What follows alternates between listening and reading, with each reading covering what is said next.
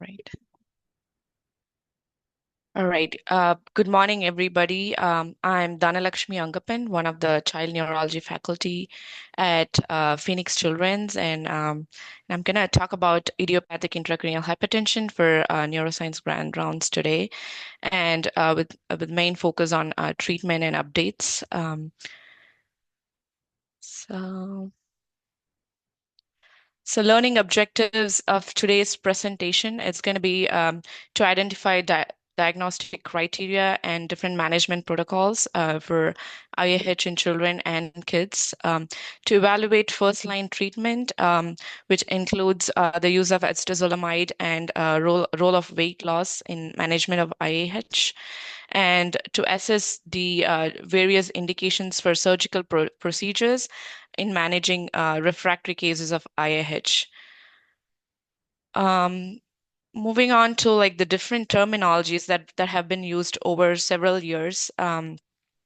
So this condition was first described as early as 1893, when a lot of patients presented with raised intracranial pressure without evidence of any underlying, brain mass or brain tumor. And at this point, meningitis serosa was the terminology used to describe this condition. Later on, in like early 1900s, like 1901, the pseudotumor cerebri was a terminology that was used to address the same group of population. And then later, benign intracranial hypertension was used. However, um, very soon this was changed because there is a permanent risk of vision loss in patients who were untreated, and therefore the benign terminology did not really fit in there. And then later on, idiopathic intracranial hypertension was a broadly used terminology. There was a group, Friedman et al., who've done a lot of like studies on IAH.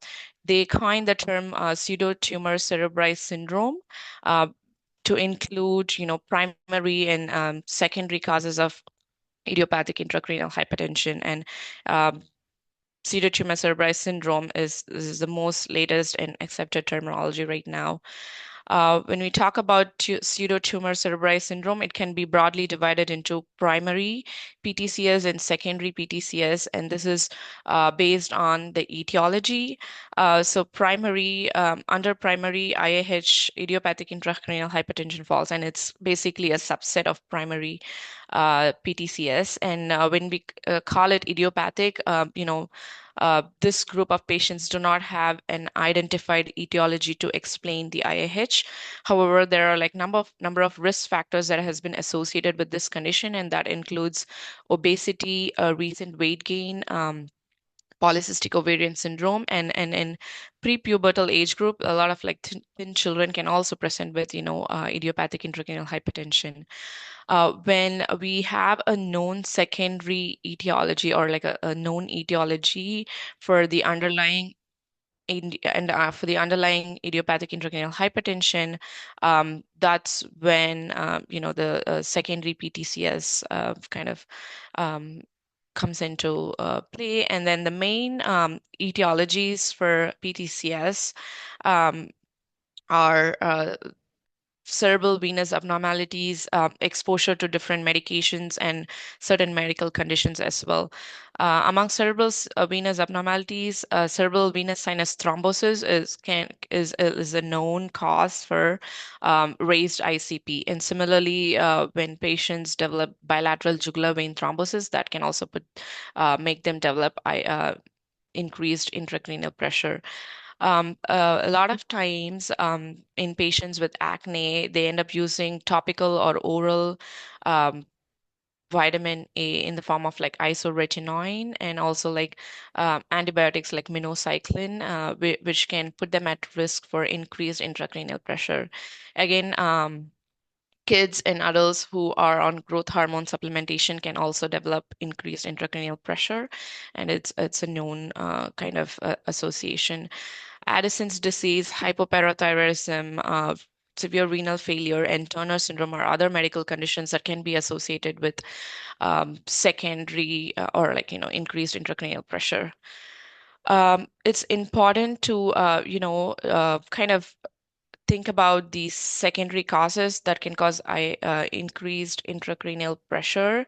And that's mainly, that's because up to like 21 to 30% of pediatric patients can have an underlying secondary etiology. So getting a thorough history and evaluating for them when there is clinical suspicion is important. Moving on to the incidence of idiopathic intracranial hypertension. So, in general population, up to zero point 0.2 to 2 per 100,000 people every year can develop IAH, and this incidence increases tenfold in patients who are female of childbearing age group and when they have associated obesity. It is kind of less frequent in children. It happens up to like zero point 0.5 to 1.2 per 100,000 people per year. And when we talk about when we divide kids into pubertal group and prepubertal group, uh, in adults and in the pubertal age group of kids, female predominance exists, and there is a strong association of obesity and IAH. When we talk about the prepubertal age group, there is no major gender disparity. There are a few studies that have even described male predominance in such age group, and they have lower incidence of obesity. And in the prepubertal age group, IH can develop even in like kids who are not obese or who are thin. So overall, the incidence of IH is on an increasing trend, and this is probably related to increased awareness and increased diagnosis of these cases. But the other important factor is the rates of obesity are also on a rise over the years. Um, Wanted to talk about the main differences between like pediatric and adult IH in adults. So as I mentioned, the presentation of IH in the pubertal age group and adults are pretty similar. However, when compared to like adults, there is a lot of like paucity in data, um, but there's risk factors are pretty similar. And a lot of management protocols are kind of extrapolated from studies that were done on the adult population. And as I mentioned, in pre-pubertal age group, they might not have female gender and obesity as risk factor. It's important to note that the younger children, the pre-pubertal group, kind of tend to relapse more frequently, like up to like 26%, and they are more likely to have like a secondary cause of IH compared to like idiopathic, compared to the pubertal group. And the good thing here is, no, I'm sorry. Children with IIH, they tend to be asymptomatic a lot of times. So sometimes it's kind of picked up only with like, a routine eye exam or something, or they are also known to present with more atypical symptoms. So, kind of, if having them be evaluated when there's high clinical suspicion is important. Moving on to pathophysiology of IIH, there are various proposed mechanisms, and there is um, not a lot of like clarity on the pathogenesis of IH in patients. The very well-known mechanisms are decreased CSF absorption and increased CSF production. A lot of times it's unknown why that happens, and that's uh, and the in a good number of patients, we also know that venous intracranial hypertension plays a role. So when imaging is done on a lot of patients, transverse sinus stenosis is something that's being picked up. But however, it is not clear if the raised intracranial pressure leads to the stenosis, or if the stenosis is leading on to venous hypertension and causes intracranial hypertension. That is still a controversial topic. Obesity kind of definitely plays a role in IH. That's like a well-known factor for many, many years. In patients with abdominal obesity or like central obesity, they tend to have increased intracranial pressure, and this can affect the venous return to the heart by increasing the intrathoracic pressure, and this indirectly increases the intracerebral venous pressure and causes increased intracranial pressure as well. Um, there has also been a hypothesis of increased cerebral volume, by which they mean the water content of the brain parenchyma is more in patients with IIH. However, this is not related to like cerebral edema, and patients with IIH have normal ventricular size without any associated hydrocephalus. Moving on to the symptoms of IIH, as I mentioned, up to like 5 to 31% of cases in children can remain asymptomatic. They necessarily don't present with like headache or vision symptoms. Um, Headaches are pretty commonly reported symptoms in patients with IH. Up to 94% in adults report headaches, and 86% in children can present with headaches. Typically, headaches with IH worsen with lying down, but that's not like a definitive criteria. And the headaches definitely kind of improve after a lumbar puncture, and that's why a lot of times lumbar puncture is both like diagnostic and also therapeutic in patients with IH. Transient visual obscurations has been reported up to like 68% of patients. And then generally patients with moderate to severe papilledema, they tend to have TVOs compared to, patients with like mild or no papilledema. So transient visual obscurations, as the terminology notes, these are like episodic. They last only for less than 30 seconds, usually a few seconds, and it can present as like graying or blackout or like blurriness that lasts a few seconds, and then they return to like normal vision after some time. And these visual symptoms can also get pronounced with kind of Valsalva maneuvers, like coughing, straining, or like bending over. Pulsatile tinnitus is also like a classic symptom of IIH, and up to 58% of patients can present with that. And it's generally described as whooshing in ears. Some patients describe it as like feeling like as if they are like drowned in water. Diplopia can happen in up to like 38% of patients. Generally, it's like binocular horizontal diplopia that's related to sixth nerve palsy. Change in weight can be like an important factor in developing high IH. So the absolute weight may not be a huge thing, but a recent weight gain or like a rapid weight gain over the last 1 year preceding the IH onset is known. When there are acute elevation in intracranial pressure, patients can also present with nausea and vomiting. So a lot of patients with IH can have like a normal neurological exam, or sometimes like subtle cranial nerve palsies, but otherwise most of them have a pretty benign exam. Optic disc edema is one of the most common finding, and that's important because when somebody presents with high grade papilledema, they're at higher risk for vision loss and can have worse vision outcomes. Visual acuity is generally preserved, especially early on. And um, as I mentioned, sixth nerve palsy can, um, I mean, the raised ICP can make them present with like abducens nerve palsy.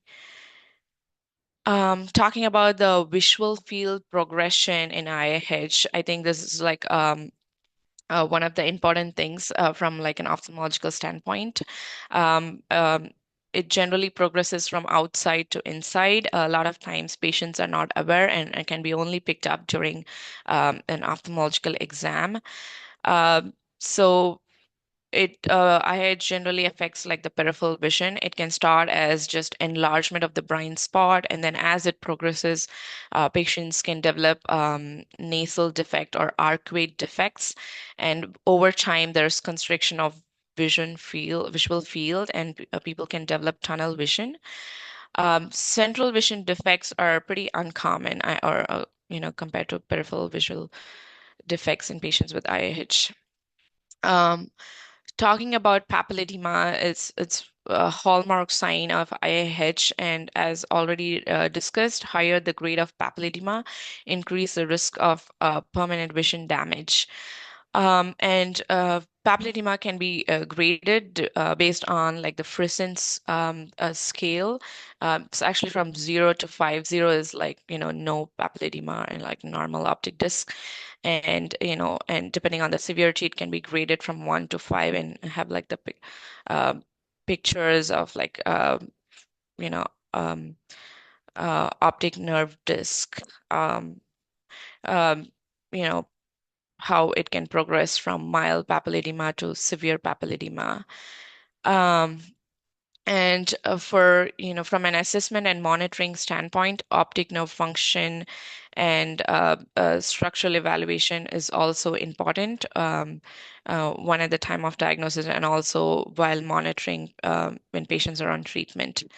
An important thing to notice here is that, papilledema can, make the outcomes worse. However, when we the higher opening pressures does not necessarily mean worse outcomes, or like they do not have like a correlation with like vision loss in future. Um, So sometimes, we get patients who have been referred to neurology just for like pseudopapilledema, which is also called optic nerve head drusen. And this can be a challenging thing, especially in kids. That's because in adults, optic nerve head drusen it can be easily picked up, but it's more kind of challenging in kids because the optic nerve head drusen it's kind of more buried and hard to pick up in kids. And sometimes we might need to use B scan or optical coherence tomographies to kind of really differentiate between papilledema and optic nerve head drusen. So optic nerve head drusen can also elevate the disc and blur its margin a bit, and that can be also a finding in papilledema. So it's kind of important to differentiate the two. In true papilledema, the vessels are obscured at the disc margins. That these doesn't happen with the drusen, and the elevation of the optic disc is just not really uh, you know, just not around the disc, but it also extends into the retina surrounding the disc. And in papilledema, there's always associated venous condition. They can develop hemorrhages and also exudates. And here I have a picture showing axial CT demonstrating bilateral optic nerve head drusen, like it's seen as like, spots of calcification. And to the right, there is a 9-year-old girl with a buried optic nerve drusen. And that's why it's kind of buried and can be hard to kind of pick up on kids. Regarding the workup, when there is clinical suspicion of, IIH, we generally want to get an LP, but it'll be a good idea to get a neuroimaging prior to LP. And neuroimaging, generally, we recommend MRI brain with contrast, and MRV with contrast is preferred when there are facilities with no available MRI. Contrast CT can be considered, and this is mainly to rule out mimics of IH. There are a lot of like brain tumors, meningitis that can present with increased intracranial pressure. So it's important to kind of rule out those causes. And in IH, there are like typical radiographic signs that can be picked up and that can help support diagnosis as well. Lumbar puncture is performed mainly to assess the opening pressure. I mean, through opening pressure to assess the intracranial pressure. And always remember to screen for CSF and abnormality. So it's important to send out the CSF fluid for like workup, especially to look for evidence of meningitis. So lumbar puncture, the technique of doing lumbar puncture is important, and we should also mention that we need opening pressure measurements when we're sending these patients either in like inpatient or outpatient setting. Ideally, preferred to be performed in lateral decubitus position, and it's better if the legs are extended, and we should make sure the patient is pretty relaxed. um, LP can be done in prone position. This is the case in most of the times when we are doing like fluoroscopic assisted lumbar punctures. The thing to kind of remember during that time is the bottom of the manometer should be adjusted in such a way it's matches to the level of the right atrium, and that is known to give accurate measurements. Um, Sitting position is not preferred. That can falsely elevate the opening pressure, and generally in obese patients, less than 25 centimeter of water is considered a normal um, intracranial opening pressure.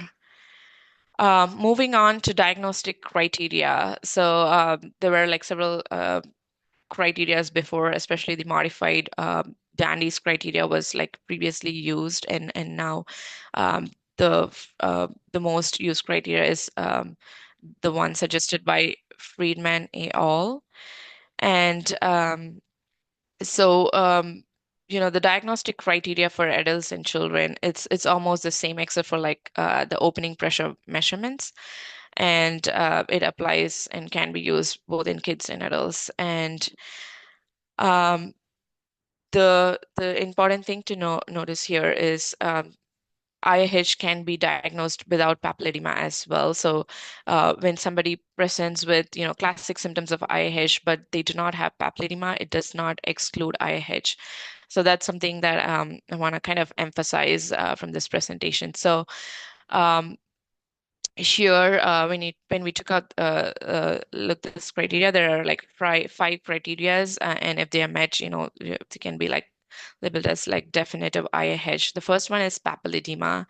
Um, the second one is normal neurological exam, except for like cranial neuropathies, and then neuroimaging. So neuroimaging should be normal in the sense that there shouldn't be any mass or lesion identified.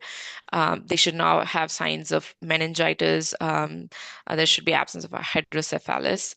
And if patients do not have like the risk factors for IH, if they're not like female or obese, or if they have risk factors for like thrombosis, make sure we are also getting an MRV, and that's mainly to rule out cerebral sinus, venous sinus thrombosis. Normal CSF composition is also a diagnostic criteria. So when we are doing LPs, apart from getting opening pressures, it's also important to exclude meningitis, and they should have like normal proteins, cells, and glucose levels. Elevated opening pressure is the fifth criteria. So in adults, when they have more than 250 millimeters of opening pressure, and in kids, 280 is the cutoff. And more generally, we prefer LPs sedated in kids. If kids are non-sedated and if they're not obese, then the opening pressure cutoff would still be 250 as in adults.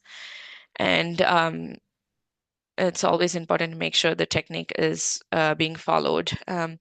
So if there is a patient who kind of does not have papilledema, and the diagnostic criteria can be different in those patients, so they should meet all the criteria from B to E, saying which means normal neurological exam, normal neuroimaging, normal CSF composition, increased opening pressure on a lumbar puncture. And instead of papilledema, they should either have unilateral or bilateral sixth nerve palsy. If they do not have palsy, then they have to meet the neuroimaging criteria. So there are like these four radiographic signs of IIH, and they should meet three out of these four criteria if they do not have papilledema or sixth nerve palsy. And the radiographics signs are empty sella, flattening of posterior aspect of the globe or the posterior sclera, distension of the perioptic subarachnoid space with or without a tortuous optic nerve, and transverse venous sinus stenosis. If three of these four imaging criteria are met, then we can diagnose them without the absence of papilledema or sixth nerve palsy. So something to remember is, IIH is a diagnosis of exclusion. So when somebody presents with like a new onset headache that's really bad and have signs of raised ICP, always, exclude the secondary causes. Talking about the radiographic signs, a lot of times, we kind of get reports like this when we do MRI on patients for other reasons, and these could be like incidental findings. So this MRI brain reports partially empty sella and bilateral sinus, transverse sinus narrowing, and then they recommend clinical correlation. So, when we are kind of like getting imaging for some other reason, how important are these radiographic signs? And do we proceed with lumbar puncture if IH was not suspected?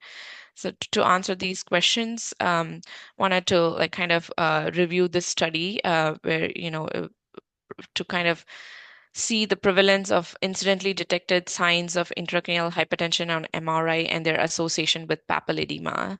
So in this study that was done in like 2021, 296 patients from one center who underwent MRI for various reasons were kind of enrolled. And then a mass neuroradiologist looked for like 10 radiographic signs of increased um, intracranial pressure. And all of these patients underwent non-mydriatic fundus photographies. And then those with abnormal photographs were evaluated for neuro-ophthalmologists to confirm papilledema. And was seen that, when the prevalence of papilledema was higher in patients who had three or more radiographic signs on the MRI. So there were like, they apparently evaluated for 10 radiographic signs. And then, so, it's important to know that when you see one or two signs without other clinical features, then it does not necessarily mean much. But, when there are like three or four different radiographic signs, then it's possible that they're having associated papilledema or they're high risk for IIH. Moving on to treatment of IIH, so I would be talking about medical interventions and then moving on to surgical interventions. So weight loss is a cornerstone of medical treatment. A lot of times we do not kind of emphasize on this. So a lot of patients do not like take it well when we start talking about weight, and then there's a lot of hesitancy among providers as well to kind of discuss this. But weight loss is like a key management factor in patients with IIH. And, even reducing up to like 5 to 10% of weight loss can reverse a lot of signs and symptoms in patients with IIH. There are the diet and exercise are like the key. And then in addition to that, when patients have morbid obesity, they're having trouble losing weight. There are like medication options and gastric surgical options are also there, like, bariatric surgery, gastric bypass, but not a sole treatment option. Especially in patients with significant vision loss. So then you're thinking about more aggressive medical and surgical treatments as well. Um, Moving on to medications to kind of lower intracranial pressure, acetazolamide is like one of the efficacious medications and is like one of the first line medications that have been used for a very, very long time. It is a diuretic, and it's belongs to the sulfur group of medications, and the main mechanism of action is carbonic anhydrase inhibition, and this reduces CSF production over time. And the starting dose is usually 25 milligrams per kilo per day, and usually it's given in two divided doses, and it can be increased to a maximum of 2 gram per day in kids. In adults, 2 to 4 gram can be used. And when it is not very well tolerated, it can also be given as like, TID or QID dosing. GI side effects are the main ones, and it can also cause like a metallic taste, and it can make like change the taste of carbonated drinks.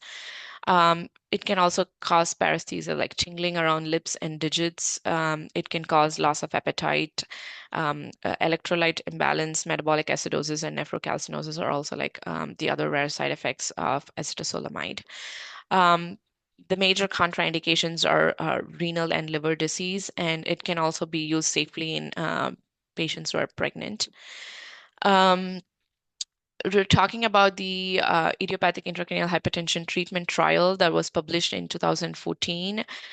So this study, about 165 patients were randomized, and mild visual loss to weight reduction along with low sodium diet with acetazolamide was compared to patients, control groups who received only placebo, and the duration of the treatment was like 6 months. From this study, it was shown that using acetazolamide improved papilledema, visual fields, and also the quality of life related to vision disturbances. However, acetazolamide did not improve visual acuity or headaches.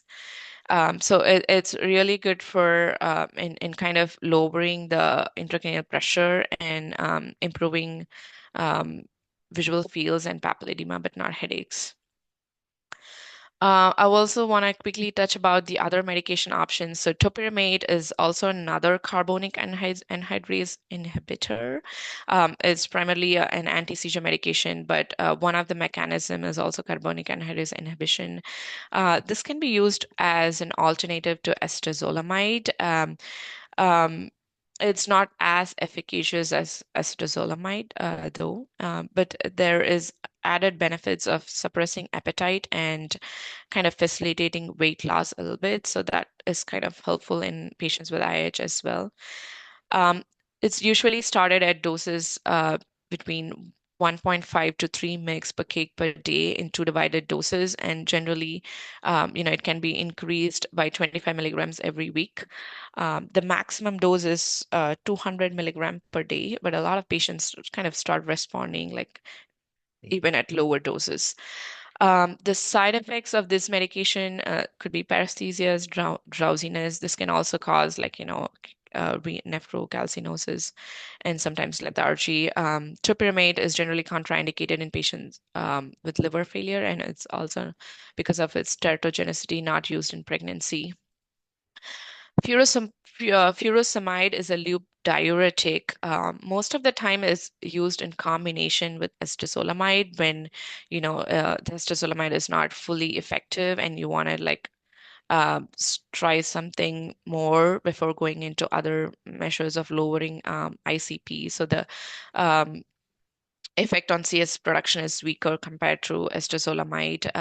This can also result in electrolyte imbalances, especially hypokalemia. It can lead to dehydration and hypotension, it being a diuretic. And when you're combining two diuretics, the electrolyte imbalance risk is way more. And the suggested dose of furosemide is 1 mg per kg per day.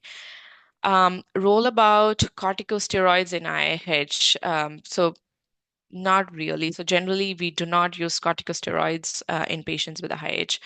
So it can be considered in cases where when vision is like really in danger, when somebody has like severe papilledema and they're at risk for vision loss. This can be used as a desperate measure. Sometimes, high dose oral or IV corticosteroids can be used. We know corticosteroids comes with a lot of like side effects, so it's generally used in caution. And then in patients with IAH, corticosteroid withdrawal can, cause like rebound elevation in their intracranial pressures, and so that's something to keep in mind as well. So, most of the times when somebody presents with rapid visual deterioration and they're waiting for surgery, that's like mostly the only indication when, the steroids are considered. Um, a relation between IAH and OCPs. So previously, OCPs were considered as kind of like a risk factor, like to IAH, like obesity or like a female gender, but this is not true. So OCPs are not contraindicated in IAH. So as I mentioned, to begin with, there were some case reports which found an association between OCPs and IH. However, there were like multiple studies done later which showed no risk of IH in patients who were taking OCPs. OCPs with higher estrogen doses were used in the past, and that was associated with some weight gain. However, um, the OCPs that are used in the recent years have low levels of estrogen, and they're not really associated with like weight gain. Um, Again, talking about like weight loss, so we know that like 90% of women with IH are on the obese side, and it's having obesity makes IH a metabolic disease. And then we also know that reducing weight by 5 to 10% has like great outcomes. It can bring disease remission, and it is also shown that weight gain can result in recurrence of symptoms. So it's important to kind of manage that. There is another concept of increased insulin resistance among patients who are like obesity and also having IAH um, compared to women. So the insulin resistance is more in patients who have IAH and obesity compared to women with like the same BMI or the age. And they're also reported to have increased levels of leptins.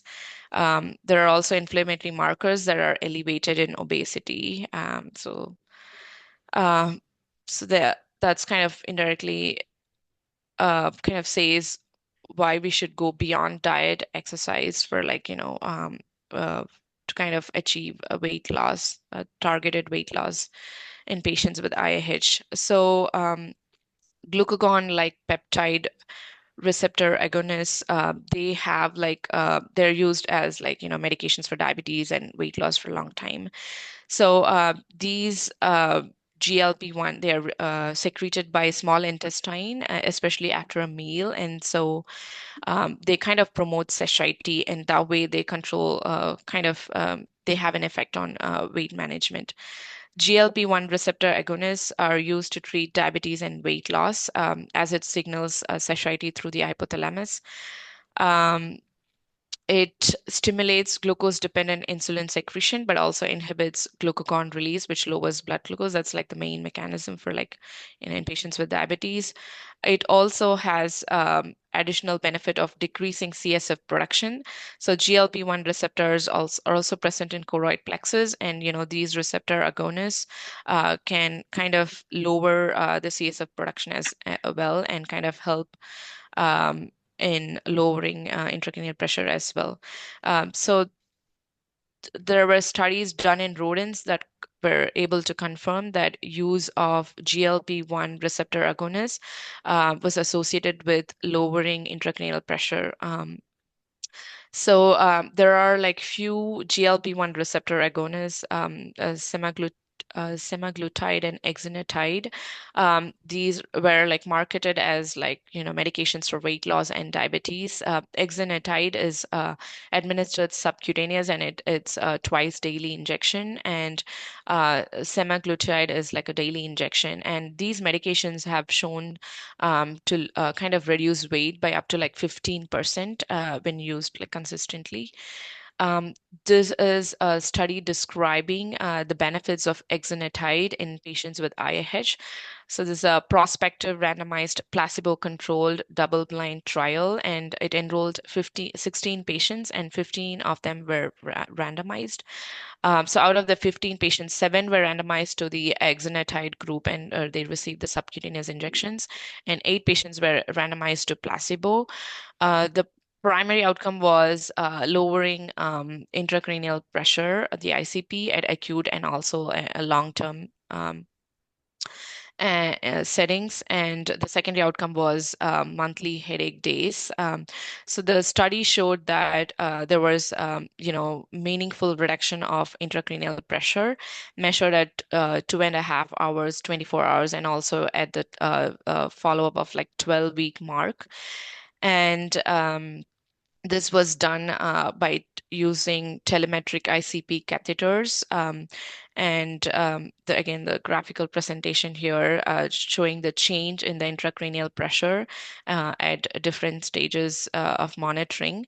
And the study also showed the headache days improved with use of exenatide over time. However, it did not affect the headache severity. So there are definitely benefits of using exenatide in patients to help with weight loss and also control of raised intracranial pressure. A couple of other studies also confirmed a similar effect. So this was another study. It was an open label, single center case control pilot study where 39 patients with IH were enrolled, and 13 of them received GLP-1 receptor agonist, either semaglutide or liraglutide. And weight loss was seen in 12 percent of patients treated with IH compared to 2.8% in the placebo group. And there was also mean reduction in headache days by up to like 4 versus 0 compared in the placebo group. And these were like significantly statistically significant as well. And it was also shown that the mean reduction in acetazolamide dosage was higher in patients who received the GLP-1 receptor agonist. Side effects were rare in this study, mostly GI side effects related to like the use of the GLP-1 receptor agonist. However, these are medications that are still being studied, and there are reported side effects of pancreatitis, gastroparesis, and bowel obstruction in other studies. So that's something to be aware of. Um, when we talk about like weight loss, there is an option of bariatric surgery, and then this can be done through gastroplasty or gastric bypass. It definitely does not replace a program of diet or exercise. And can be considered when other weight loss regimens are, proving to be ineffective.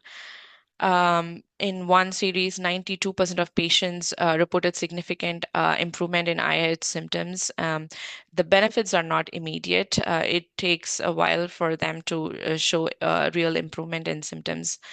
And bariatric surgery alone is inadequate in patients with rapidly worsening vision. Moving on to surgical treatment. So it's important to note that a lot of patients do well with medical management alone. However, there are cases that can be refractory. There are cases that present with like severe papilledema, and sometimes they're having like rapid decline in vision that uh, kind of warrants more acute intervention, especially in the form of like surgical procedures. So the three main options that can be done are a CSF shunting procedures in the form of, either VP shunting or lumboperitoneal shunting. Optic nerve sheath fenestration is also a surgical intervention. And more recently, venous sinus stenting is also an option for patients with IAH. A lot of times, the surgical options it's kind of like picked up based on this expertise of the surgical team and depending on the availability. Um, um, Indications for surgery, there's no universally agreed upon criteria so far that exists, but vision loss is an important criterion to consider surgical options in patients. So progressive loss of vision, despite maximum medical therapy, can be an option.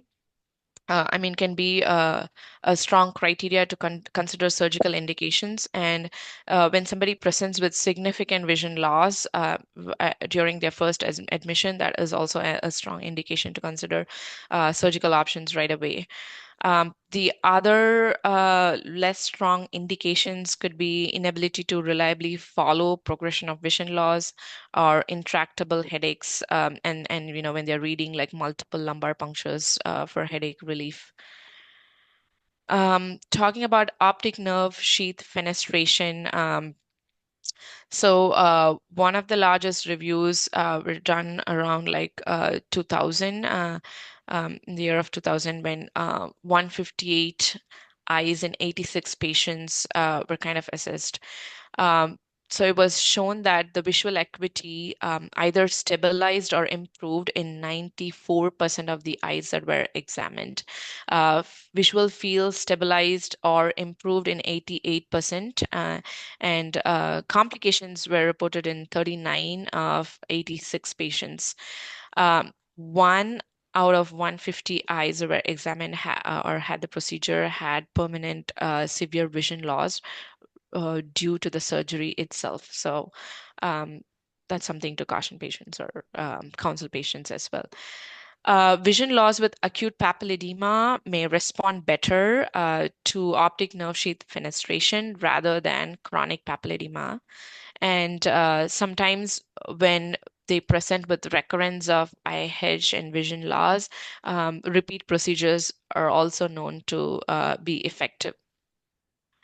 Um, 30 to 50% of them post fenestration reported improvement in headaches from this study. So this is like a picture, describing how optic nerve sheath fenestration is done. So it's usually like a conjunctival approach. So there is a conjunctival injection made to access the medial rectus, and medial rectus is then surgically disinserted. I need to move this tab, and globe maximally is abducted, and releasing it every few minutes, and then there's a slit made in the optic nerve sheath, and once that's done, there is CSF flow observed, and the slit is then extended and a nerve hook is inserted to clear adhesions. So this kind of like creates some scarring, and that kind of releases the pressure around the optic nerve head, and that is kind of indirectly helps preserve the vision and relieve papilledema as well. Moving on to CSF shunting procedures. So the literature that's available is very variable regarding the efficacy of these procedures. These are noted to have higher mortalities when compared to optic nerve sheath fenestrations. And there's only one small study that noticed like significant stabilization and improvement. There are reports with worsening vision as well, but again, like the literature around is very variable. The lumboperitoneal shunts is the first CSF diversion procedure, and the rate of shunt failure in IH in one study was reported up to like 55%. Another study compared revision rates over 36 years, and it was seen that 86% patients who had LPS needed a revision surgery, and the revision rate was 44% in patients with ventricular peritoneal shunt. And these were the procedures done in patients with intractable headaches primarily. When compared to ventricular peritoneal shunt, lumboperitoneal shunt has lesser intracranial complications. Um, and talking about ventricular peritoneal shunts, it definitely helps prevent vision deterioration, and many still might need revision surgeries. And sometimes stereotactic ventricular peritoneal shunt placement may reduce complications better. And a lot of times, headaches may still persist following shunting. There might be some improvement, but it can kind of reoccur or persist after the procedure. And many surgeons feel that headache must not be the sole indication when considering these shunting procedures. Um, the last surgical procedure that I would be discussing is transverse venous sinus stenting. So as I mentioned, there's a lot of question around, the stenosis leading to raised ICP or the raised ICP causing the compression and causing stenosis in the transverse venous sinuses. But this is one of the most reliable radiographic signs associated with IIH. And indications for transverse venous sinus stenting is mainly when there is a clinically significant sinus stenosis, and there is also an increased venous pressure gradient across the stenosis. So these are the like two main indications, and most of the time, they both the criteria are kind of met when somebody is being considered for like a stenting procedure. A lot of times, this is considered in patients with relative contraindication for other surgical procedures like optic nerve sheath fenestration and CSF shunting. We might need more randomized control trials to kind of clarify like other real indications. Uh, and the severity of the transverse sinus stenosis does not really predict the clinical course and the outcomes. And the major benefits of transverse venous sinus stenting are that there are a number of series that show resolution of papilledema, headaches, and other symptoms of IIH like tinnitus and vision symptoms. And this is more like an endovascular procedure, and then, kind of avoiding an open surgical procedure um, can be achieved by, doing this procedure. Um, the risks associated with sinus venous stenting are related to the stent itself, stent migration, occlusion, and restenosis adjacent to this stent can happen. Very rarely, sinus perforation and subdural hemorrhage has also been reported. Um, a lot of times these patients, when they get the stenting, they are needing to be on aspirin prophylaxis or even like dual platelet therapies, and hence they are at risk for hemorrhages as well. There are a few case reports that have reported retroperitoneal hemorrhages in patients with transverse venous stenting as well. Um, So this is a slide to compare like the various surgical procedures, and a good number of patients were studied um, who've got like stenting, shunting, or the optic nerve sheath fenestration, and the resolution of papilledema, visual improvement in visual fields, improvement in headaches were kind of studied, and a good number of percentage of patients had a resolution of papilledema. The improvement in headaches was the least with optic nerve sheath fenestration, and reoperation or like a second revision was highest in patients who received the shunting or the CSF diversion procedures. Um, there were severe complications reported with like stenting and optic nerve sheath fenestration. The permanent vision loss was one of the like severe side effects reported with like optic nerve sheath fenestration, and stenting involved mainly intracranial hemorrhages or retroperitoneal bleeds, sometimes even leading to death. Shunts reported up to complications of 9%, and failure rates were more with patients who received CSF diversion up to like 43%. Um, that's about comparing these procedures. Um, Moving on to a case discussion. So we have a 15-year-old girl with IH first diagnosed 2 years ago, and she presented with like papilledema with good vision function. Initially had headaches, pulsatile tinnitus, and also transient visual obscurations. She lost 10% of her body weight and was also treated with acetazolamide at doses up to 1 gram twice daily. And she was noted to have resolution of papilledema, transient visual obscurations, and pulsatile tinnitus. However, her headaches worsened recently. So the question here is, are you thinking about relapse? is the headache worsening related to increased intracranial pressure again? And does she need lumbar puncture and all of that again? So this is mainly to talk about like headaches in patients with IIH.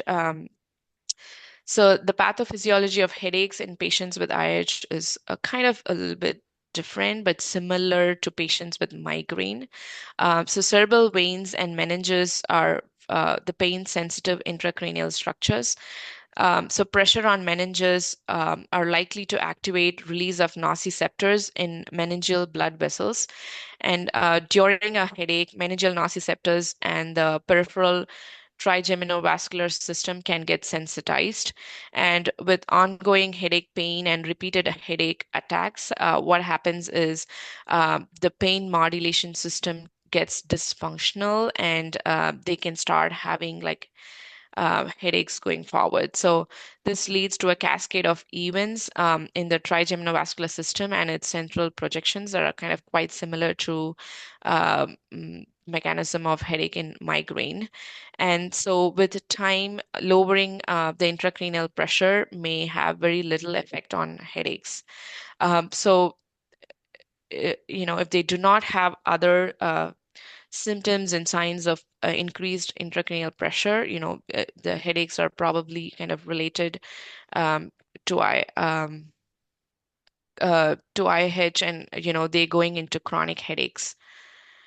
So two-thirds of IH patients continue to have headaches after signs and symptoms of IH resolve. And early in the course of IH, CSF pressure lowering agents are the first line of treatment for headaches. And with headache therapies used as an adjunctive agents as needed. So after resolution of symptoms of IH, headache medicine strategies are the first line based on the headache phenotype. So when they're acutely presenting with headaches and IH, like CSF pressure lowering agents are considered as first line. But as if they're having like persistent headaches, then you're kind of assessing the headache phenotype and targeting their headache treatment accordingly. And patients can be given like abortive regimens and preventive headache medications, just like we do in migraine headaches. Once we identify the headache phenotypes. When we talk about headaches in IH, it's also important to know about a recent medication that has been like tried and studied, which is a calcitonin gene-related peptide erinumab. So there was a prospect to open label study done in UK on patients who had IAH and were in remission from papilledema. And in these patients, erinumab was used, and the endpoint was monthly migraine days. A total of 55 patients were studied, and it was shown that the mean duration of headache was around like 10 years in these group of patients. And these patients had already tried up to 3.7 preventative headache um, medications. And it was noted that the baseline monthly moderate to severe headache days were 16.1, and total monthly headache days in these patients were 29 at baseline. And after erinumab, it was noted that the monthly moderate to severe headache days reduced by 10.8, and monthly headache days reduced by 13. And this also kind of improved. There were like um, other criterias that were studied in terms of like quality of life, um, and it showed that 36 of number of patients had sorry I'm forgetting the terminologies. Let me quickly look here. So that's called the Headache Impact Test Score 6. That was studied, and also there was another long-term indicator called the short form. So both of these looked at the quality of life from like the headache standpoint, and that improved at 12 months of period, which showed that it also had like long-term benefits in maintaining headache-free days. And then some had recurrent papilledema without headaches as well. So it kind of really helped in treating patients with headache in the setting of IIH. Talking about follow-up, asymptomatic patients with resolution of optic disc edema, they necessarily do not need long-term follow-up. The most important parameter to follow up when treating patients with IAH is visual fields and papilledema. Visual acuity usually won't show worsening during the immediate treatment period. And Humphrey's visual field testing can be helpful if it's reliable. Fundoscopic exams and fundoscopic photos to monitor papilledema are kind of play a huge role. And then optic coherence tomography can also be helpful in monitoring papilledema in patients over time. Um, Talking about the prognosis, it's a good thing that most patients do well with good treatment compliance, especially to medical management. So weight loss and acetazolamide is what most patients need, and they kind of have resolution of symptoms. Unlike adults, children with IIH respond very well and rapidly to medical treatment, and sometimes they can have complete resolution of symptoms. Men are more likely to have vision loss and might need surgery. And as I mentioned, high-grade papilledema, significant vision loss at presentation, and weight gain during the disease course are, known poor predictors and kind of suggest high recurrence rate. These are the take-home messages. I know I'm like kind of running out of time. No, it's almost like 8:01, but any questions that anybody has?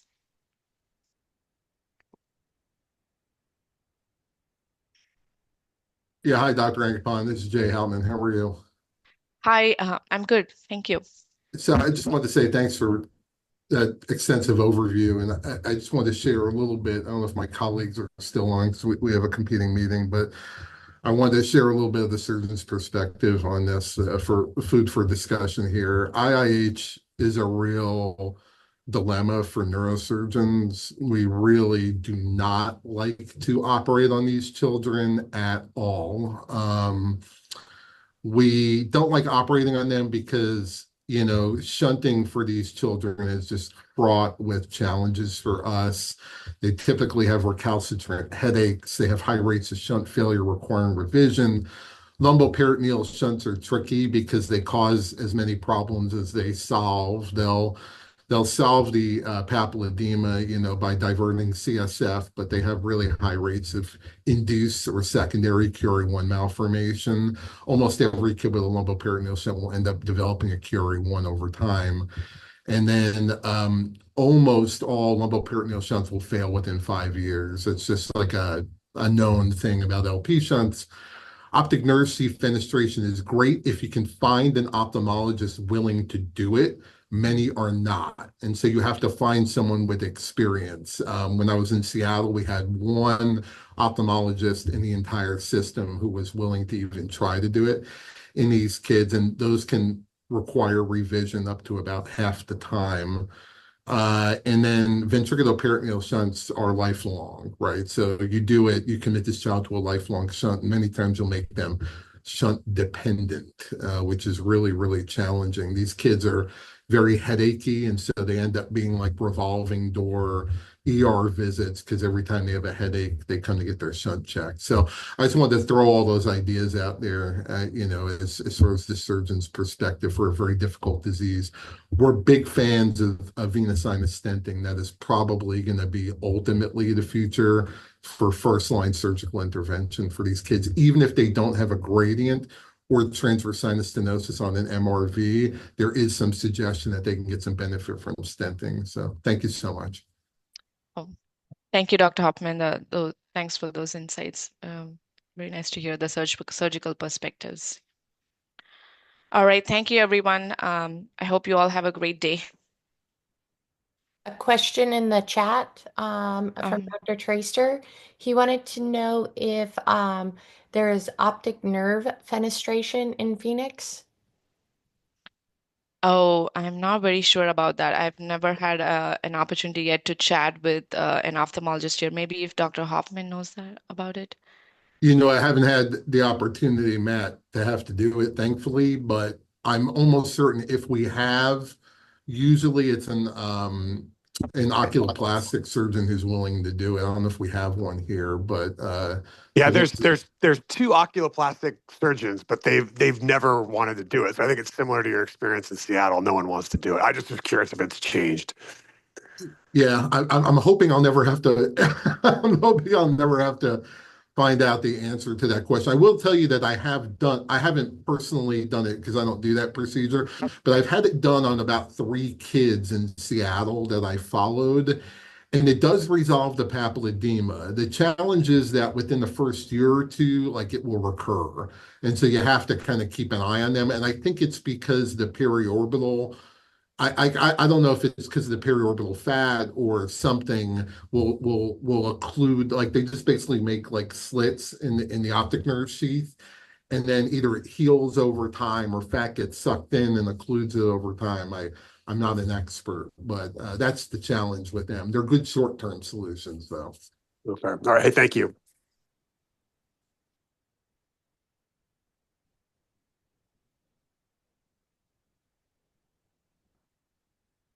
All right. Thank you, everybody, for joining. Thank you. Have a good day. Thank you.